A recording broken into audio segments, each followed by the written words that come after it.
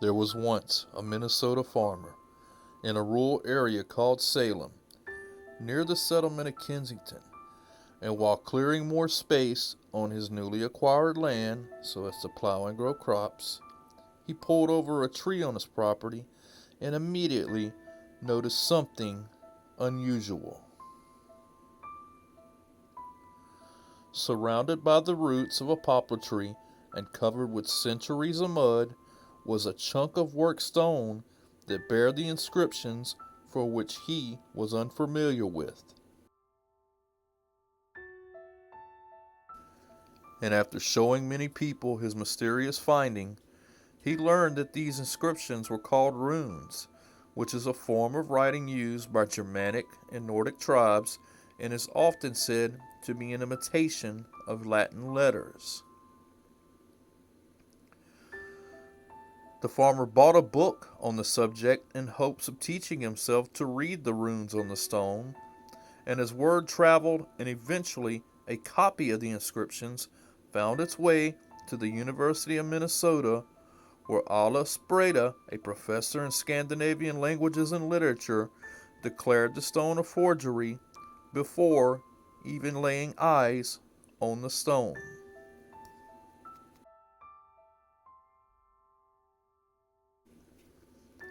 The inscription on the stone reads, 8 Gotalanders, which is an area of Sweden occupied by the Geats, and 22 northern, exploration journey from Vinland far to the west. We had a camp by 2 shelters 1 day's journey north from this stone. We were fishing one day. After we came home, found 10 men red from blood and dead. Maria saved from evil. And on the side of the stone, it's written, there are 10 men by the inland sea to look after our ship's 14 days' journey from this peninsula. Year 1362.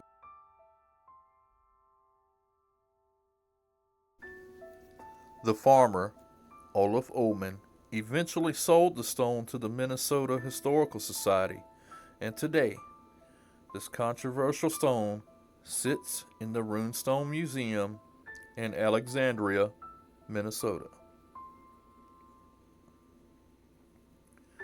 In 1095, one of the most influential speeches of the Middle Ages was given by Pope Urban II, calling for the Christians of Europe to unite and wage war against the Muslims and take back the Holy Land, proclaiming it Deus vult, or God's will.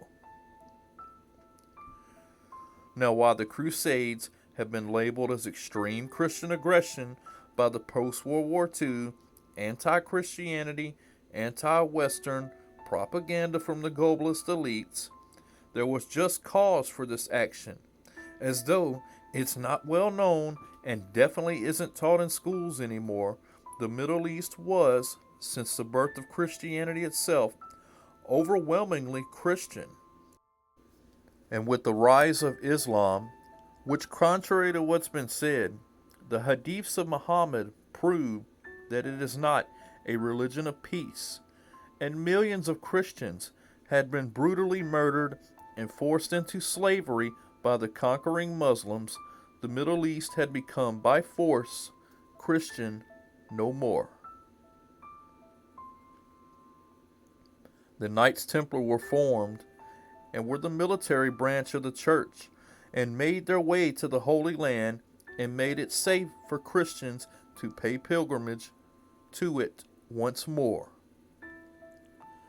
Though payment for their protection, and through becoming essentially the first central banking system, the Knights Templar became powerful and eventually ordered to be exterminated on Friday, October the 13th, 1307, not only because of their power and wealth, but by accusations of heresy, but maybe because when the Knights took over Jerusalem and started excavating the ruins of the Temple of Solomon, what they discovered about Christianity that had been hidden for centuries from its followers would topple the Catholic Church's stranglehold on power and control throughout Europe. The knights were terminated, yet not all were captured, and although most were killed in England, many fled to Scotland, where they were not persecuted, and thus their secrets of Christianity were saved from sure extinction.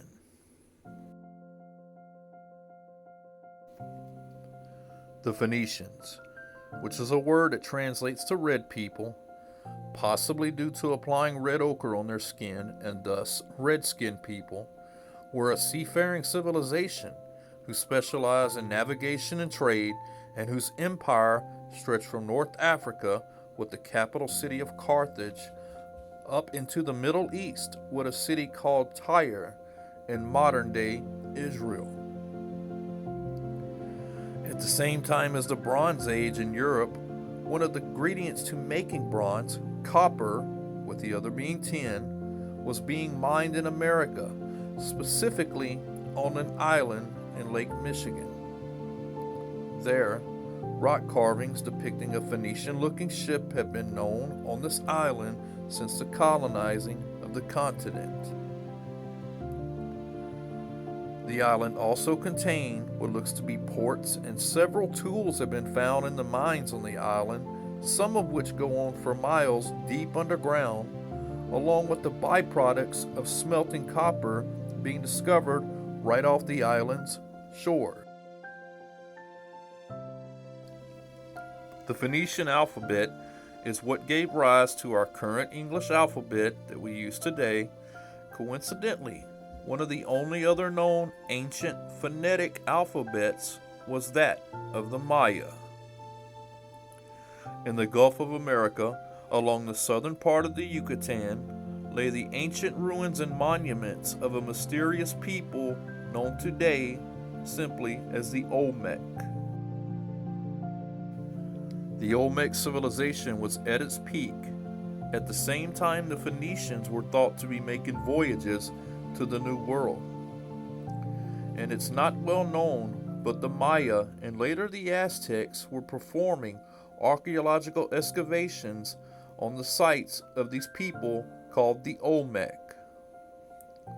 Several of the rock carvings on Olmec land depict mysteriously dressed bearded figures, which is odd considering the Olmec themselves did not have facial hair.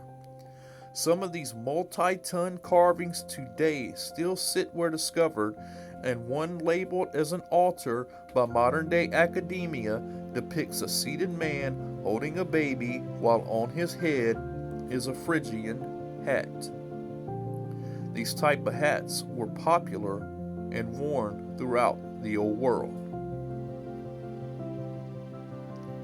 In South America, an empire that stretched from Argentina, Bolivia, Chile, and Peru were the Amaru people.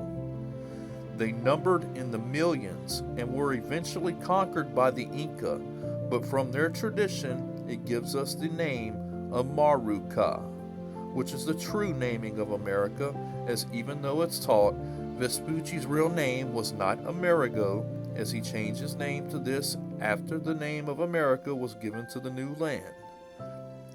Amaruca was adopted by the Inca as a serpent-like god of the Amaru and had special powers and guarded sacred sites and treasures, thus making America or Amaruca the land of the serpent or dragon.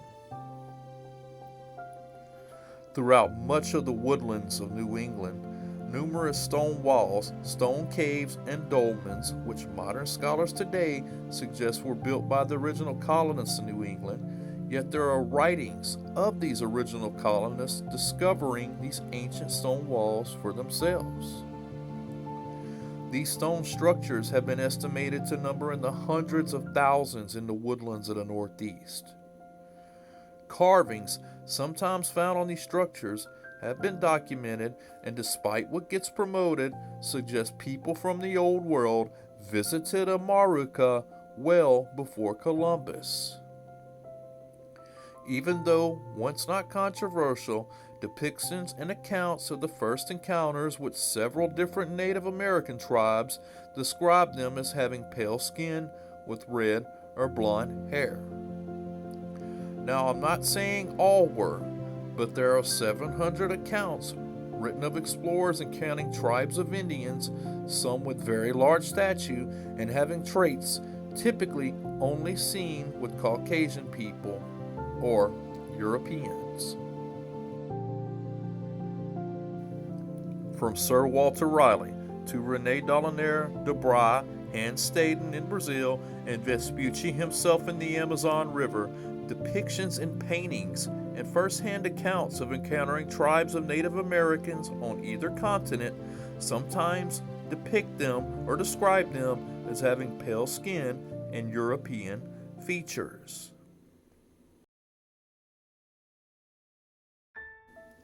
Scott Wolter, a forensic geologist, which is a person that specializes in the weathering of carvings on stone, and he's famous for his History Channel series America Unearthed, was asked to take a look at the Kensington runestone several years ago. He told the museum, "You may not like my findings, but the great thing about what I do is I still get paid either way." Now, while going into this with an open mind, he was still very skeptical of the Kensington runestone. Scott thought that would take him a couple of days to debunk. It turned into a month-long journey of him trying to disprove his findings after looking at the weathering of the carvings on the stone. He learned how to read runes and discovered that some of the runes on the stone were not known back at the beginning of the 1900s when the stone was labeled a hoax. One rune in particular, specifically the hooked X, really got Scott's attention, and he soon discovered that the hook on the X had a very, very special meaning. The upwards pointed arrow, or the triangle, is a symbol for the masculine, while the downward pointing arrow is a symbol for the sacred feminine. Also, and very important to the story, the chalice, or grail, is a symbol of the sacred feminine, of the womb. The hook on the hooked X is a symbol for a woman's pregnancy or a baby, and thus making the hooked X, along with being the symbol for the true Holy Trinity, which is the nuclear family, and also along with the serpent or dragon, these are the symbols or the royal bloodline of Christ. And this is the secret, the real treasure, that the ousted Knights Templar brought to the land of the serpent, or Amaruca.